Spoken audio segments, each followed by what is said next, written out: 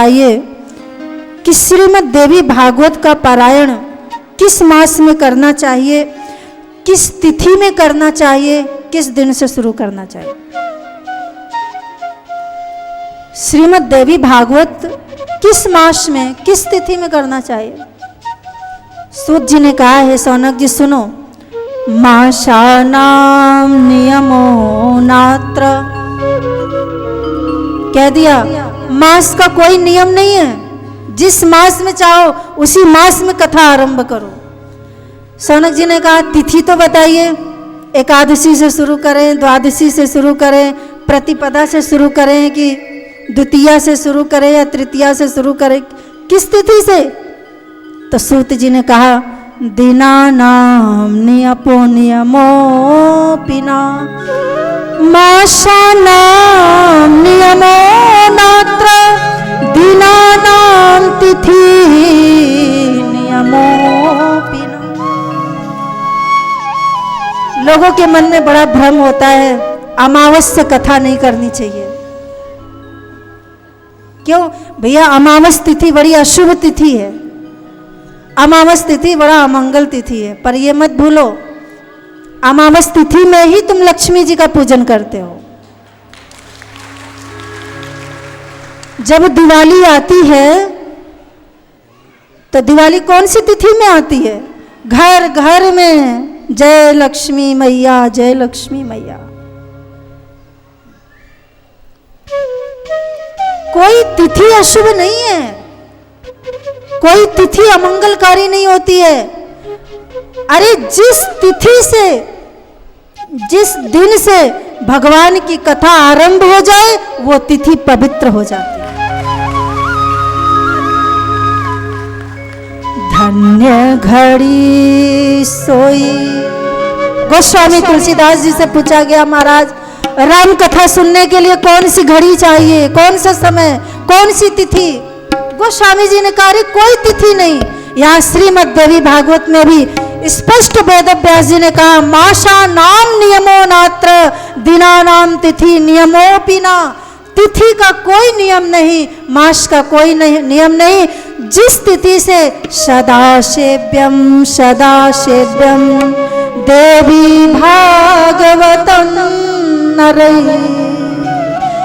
आश्विन मधु मासेवा तपौमासे शुचौ तथा चतुर्षु नवरात्रेषु विशेषा फलदायकम्। हे सौनक जी, वैसे 4 नवरात्रियां होती हैं। 4 नवरात्रियों में अधिकतर लोग केवल 2 ही नवरात्रि जानते हैं, लेकिन 2 नवरात्रि नहीं जानते। 2 तो बड़ी फेमस है, 2 नवरात्रि को लोग जानते हैं, लेकिन 2 नवरात्रि गुप्त नवरात्रि है। और इस तरह से वर्ष भर में 4 नवरात्रियां आती है। कौन सी? आश्विन मधु मासे, आश्विन मास, चैत्र मास, माघ मास और आषाढ़ मास, ये 4 मास। इन 4 मास में देवी भागवत सुने तो उसकी तो विशेषता है ही, लेकिन किसी भी मास में किसी भी। धन्य घड़ी सोई जब सत्संगा, धन्य घड़ी सोई जब सत्संगा, धन्य घड़ी सोई जब सत्संगा, धन्य घड़ी सोई जब सत्संगा। बिन ही प्रयास, बिन ही प्रयास होत मोह भंगा, बिन ही प्रयास होत मोह भंगा। धन्य घड़ी सोई जब सत्संगा, सभी गाइए जब सत्संगा। धन्य घड़ी सोई जब सत्संगा, धन्य घड़ी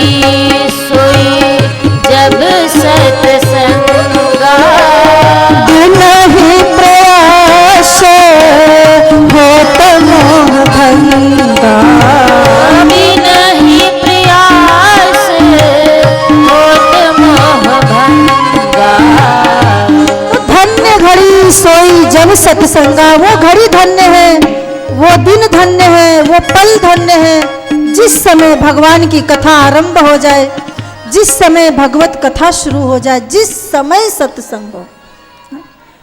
तिथि से सत्संग नहीं, बल्कि सत्संग से तिथियां शुभ हो जाती हैं, सत्संग से दिन शुभ हो जाता है। सौनक जी ने पूछा, माँ भगवती की आराधना कैसे करना चाहिए? सूत जी ने कहा, नवरात्रि विशेष साधना करने की नवरात्रि है। देखो हमारे यहाँ शिव पूजा करने की शिवरात्रि आती है, लेकिन शिवरात्रि कितने दिन की है? बोले एक रात्रि। लेकिन जब हमारी माँ की पूजा करने की बारी आती है तो हमारे ऋषियों ने माँ की पूजा के लिए 1 दिन नहीं, 2 दिन नहीं, 3 दिन नहीं, 9 दिन को हमारे ऋषियों ने चुना है कि 9 दिन माँ भगवती की आराधना। नवरात्रि मतलब जागरण करने की रात्रि, और इसलिए नवरात्रि में जागरण करने का विशेष फल है। रात रात भर जग करके भक्त लोग माँ की कीर्तन करते हैं, भजन गाते हैं, अखंड ज्योत जलाते हैं। जागरण करने का विशेष महत्व। जागरण होना चाहिए किस चीज का? बोले नवरात्रि में जागरण होना चाहिए हमारी श्रद्धा का, नवरात्रि में जागरण होना चाहिए हमारी चेतना का, नवरात्रि में जागरण होना चाहिए हमारी भावनाओं का, हमारी भक्ति का। हम जैसे सो जाते हैं और फिर जग जाते हैं, लेकिन केवल देह तक ही जागरण सीमित ना रहे, केवल शरीर तक तुम्हारा जागरण सीमित ना रहे। तुम्हारा जागरण केवल देह नहीं, तुम्हारा जागरण तो तब सफल होगा जब तुम्हारा मन जाग जाए, जब तुम्हारी बुद्धि जग जाए, जब तुम्हारा विवेक जाग जाए।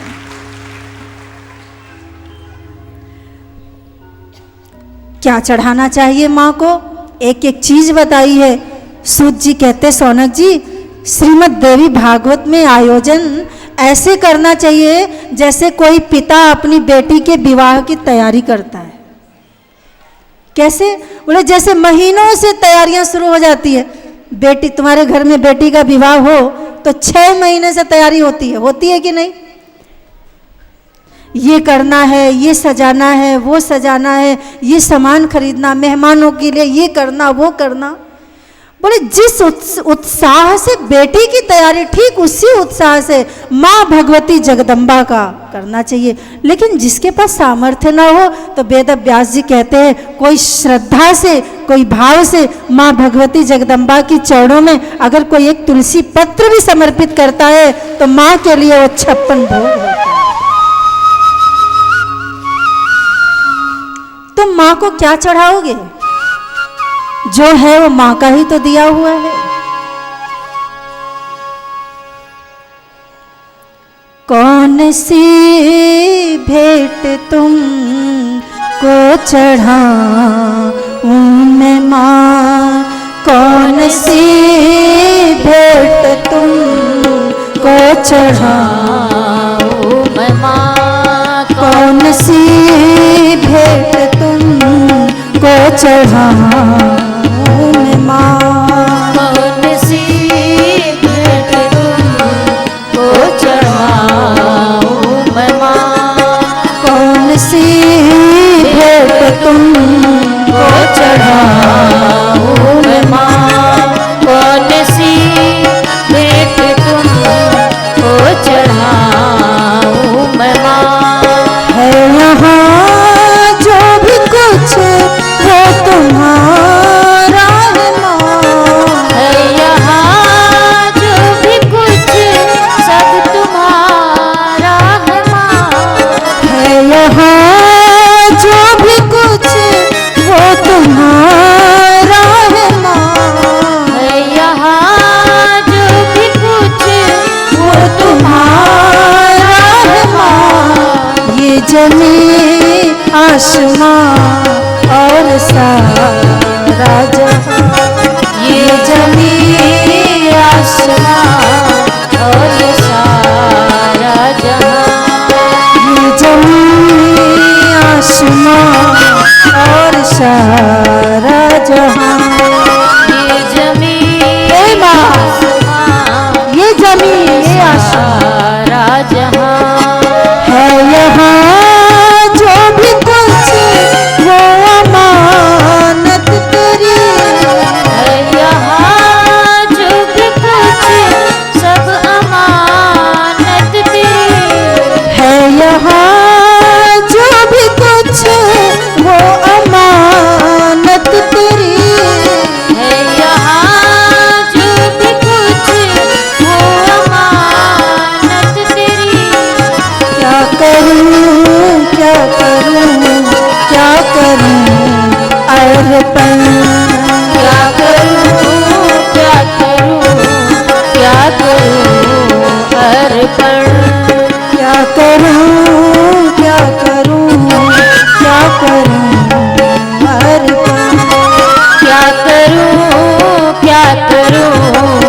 क्या करूं अर्पण। है यहाँ जो भी कुछ हो तुम्हारा है माँ। है यहाँ जो भी कुछ वो तुम्हारा है माँ। कौन सी भेंट तुमको चढ़ाऊं मैं माँ। कौन सी भेंट तुमको चढ़ाऊं मैं माँ। कौन सी भेंट तुमको चढ़ाऊं मैं माँ। कौन सी भेंट तुमको चढ़ाऊं मैं माँ। कौन सी भेंट तुमको चढ़ाऊं मैं माँ। कौन सी भेंट तुमको चढ़ाऊं मैं माँ। हे माँ, है यहाँ जो भी कुछ वो अमानत तेरी। हम अगर पुष्प भी चढ़ाए तो वो पुष्प भी माँ की कृपा से बना। हम अगर अक्षत भी चढ़ाए तो वो अक्षत भी माँ की कृपा से हुआ। हम अगर जल चढ़ाए तो वो जल भी तो माँ की है यहाँ जो भी कुछ वो अमानत तेरी। ये जमी आसमां ये सारा जहां तो जो माँ का ही दिया हुआ है, हम क्या चढ़ाएंगे उसको। लेकिन फिर भी जब कोई बच्चा अपने ही पिता के जेब से 1 रुपया निकालकर, माँ बाप का पैसा अगर कहीं गिर जाए, बच्चा उसको उठा लेता है और बड़ी खुशी से कहता है पापा मैं तुमको पैसा दूं। माँ बाप को हंसी आती है। क्यों? बोले बच्चे के उस भाव पर। सब कुछ तो पिता का ही है लेकिन बच्चा का भाव कि ये मैं दे रहा हूं। ऐसे सब कुछ माँ का ही है लेकिन एक भाव होना चाहिए हमारे अंदर समर्पण का कि हे माँ तेरा ही तुझको अर्पण। क्या लाते हैं। तो माँ भगवती जगदम्बा एकमात्र भाव की भूखी हैं, हमारे प्रेम की भूखी हैं। वो हमारे वस्तुओं की भूखी नहीं, वो हमारे किसी भेंट की भूखी नहीं। तो इस प्रकार से श्रीमद् देवी भागवत महात्म्य का वर्णन किया गया। कल से हम कथा का विस्तार करेंगे। किस प्रकार से हयग्रीव का अवतार हुआ था, मधु कैटभ का संहार माँ भगवती ने किस प्रकार से किया, माँ भगवती की अनंत शक्ति की महिमा का वर्णन हम कल करेंगे। आज इतना ही। 1 मिनट के लिए भाव के साथ माँ की कीर्तन के साथ। नमो नमो दुर्गे महारानी, नमो नमो नमो नमो अम्बे महारानी, नमो नमो नमो नमो सभी दोनों हाथ ताली बजाते हैं। नमो नमो नमो नमो अम्बे महारानी, नमो नमो नमो नमो दुर्गे महारानी, नमो नमो नमो नमो अम्बे महारानी, नमो नमो नमो नमो दुर्गे महारानी, नमो नमो नमो नमो अम्बे महारानी, नमो नमो नमो नमो दुर्गे महारानी, नमो नमो दुर्गे महारानी, नमो नमो अम्बे महारानी, नमो नमो दुर्गे महारानी, नमो नमो दुर्गे महारानी, नमो नमो नमो अम्बे महारानी, नमो नमो नमो नमो दुर्गे महारानी, नमो नमो नमो नमो अम्बे महारानी, नमो नमो नमो नमो दुर्गे महारानी, नमो नमो नमो नमो अम्बे महारानी, नमो नमो नमो नमो दुर्गे महारानी, नमो नमो नमो नमो अम्बे महारानी, नमो नमो नमो नमो अम्बे महारानी, नमो नमो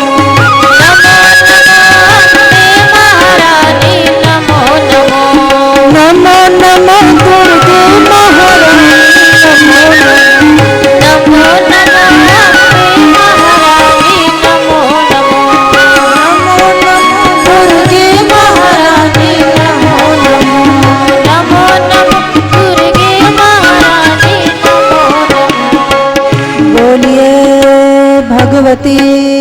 जगदम्बा मैया की जय, दुर्गा मैया की जय, श्री सद्गुरु भगवान की की जय, श्री सीता रामचंद्र भगवान की की जय, पवन सुत हनुमान जी महाराज की की जय, उमापति महादेव की की जय, श्रीमद् देवी भागवत पुराण की की जय, सब संतन की की जय, गंगा मैया की की जय, गौ माता की जय, तुलसी माता की की जय, वेद माता की की जय, भारत माता की की जय। ओम।